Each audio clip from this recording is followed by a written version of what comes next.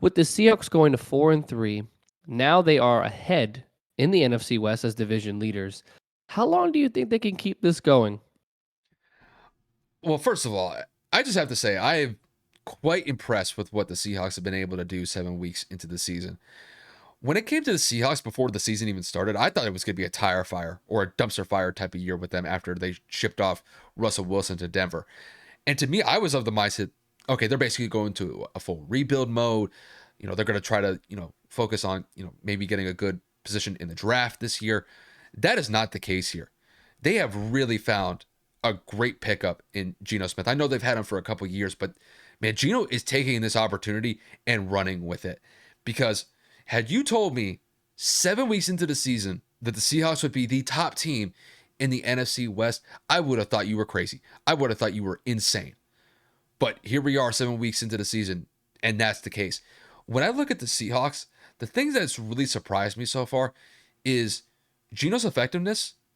And not only that, they're able to run the ball effectively.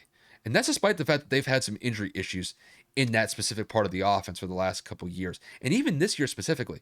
But I mean, looking at this Chargers game that they just had this past weekend, they ran the ball extremely effectively. Kenneth Walker had over 150 yards rushing, had 2 touchdowns, and as a team, they ran over 200 yards. You combine that with the fact that Geno Smith had a relatively productive day. He only had 7 incompletions. He had the 1 interception early in the first quarter.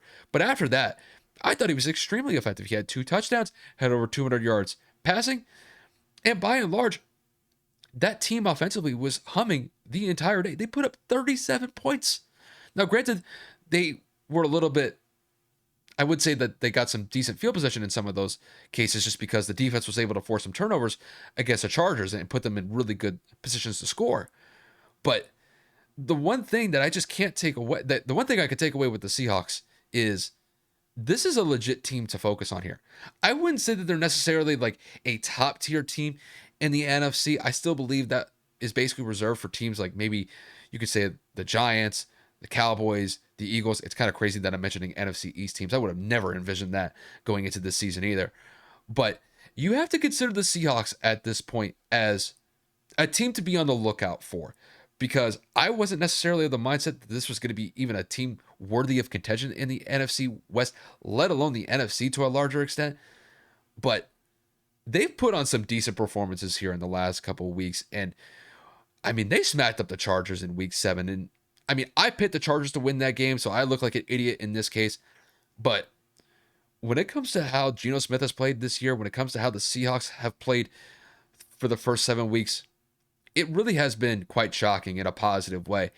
And I think if they play their cards right for the next couple of weeks, they can really set themselves up to be in a great position going into maybe December as potential division leaders. We'll see what happens because, as we get into November, maybe the Rams have a bounce back month. Maybe the Cardinals start to ship up now that they have DeAndre Hopkins back in the fold offensively. We'll see what happens with the 49ers. The 49ers have dropped 2 games in a row. So, the Seahawks are taking advantage of some of these other teams' blunders and some of their mistakes. And the Seahawks are making the most of it. We'll see whether or not that they can maintain it. But I have to say, this has been an incredible team to watch so far, just based off of the fact that I didn't expect it to happen. I really thought the Seahawks were going to be the last place team in the NFC West. They're proving me wrong.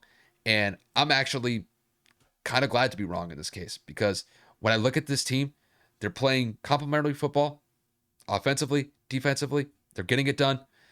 And if they can continue this is a team to be on the lookout for. I'll just kind of leave it at that.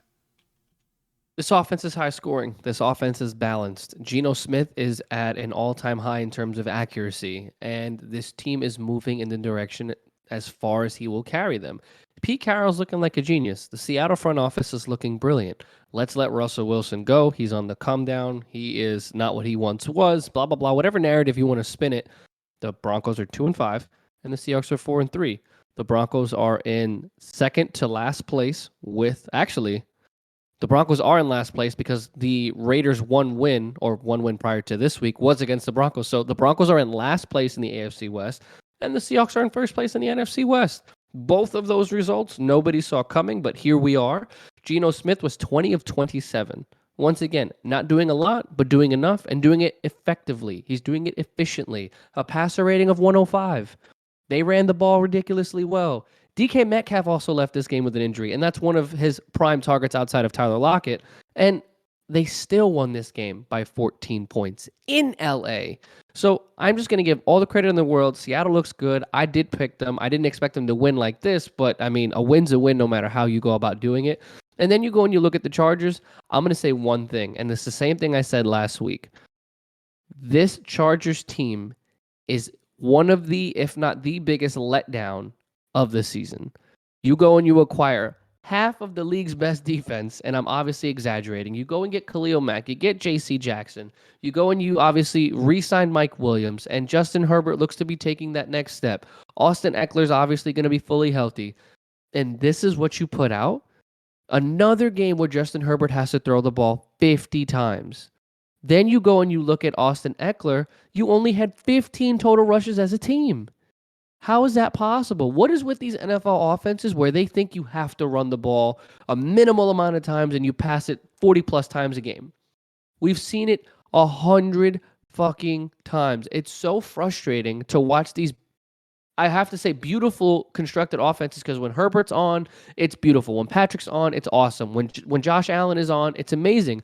That doesn't mean you need to throw the ball 50 plus times. This game was, I can't even say it was within reach, because at the end of the day, Seattle started off 17-0 in terms of the score being 17-0 in the first quarter, and then they kind of continued to pile it on.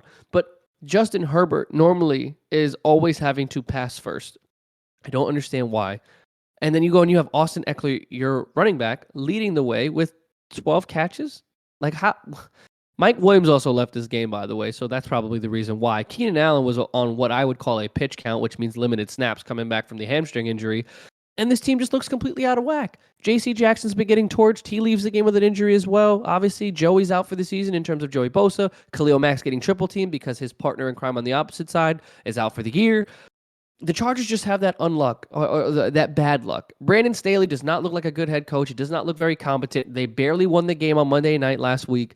I think that he is definitely on the hot seat, and I think that this offense is 100% one-dimensional. Pass, pass, pass, the occasional run.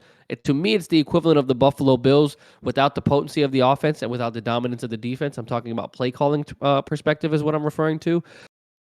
Man, the Chargers look horrible. The Chargers look really bad. The Seahawks actually made them pay for a couple mistakes that they had made. And kudos to the Seahawks, man. They really, really looked really good.